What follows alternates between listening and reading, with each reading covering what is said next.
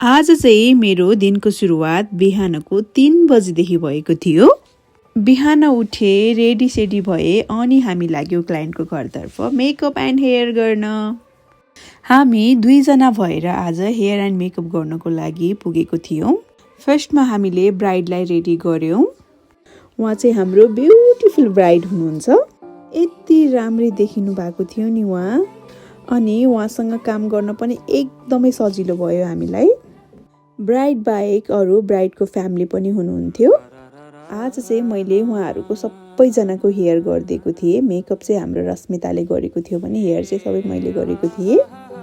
सबैजना एकदमै राम्रै देखिनु भएको थियो। आज हामीले टोटलमा 12 जनाको हेयर एन्ड मेकअप गरेको थियौं। तर फोटो भिडियो लिने बेलामा चाहिँ हामीले धेरै जनाको फोटो भिडियो लिनै पाएन, किनभनेपछि उहाँहरू चाहिँ बिहेको लागि पार्टी प्यालेसमा गइसक्नु भएको थियो। हेयर मेकअप सकायो अनि खाजा साजा खायो अनि हामी लाग्यौं घरतर्फ। माघ महिना त सकिन लागिसक्यो। फागुन महिनाको लागि मेकअप आर्टिस्ट खोजिराख्नु भएको छ भने चाहिँ बुकिङ चाहिँ ओपन छ है।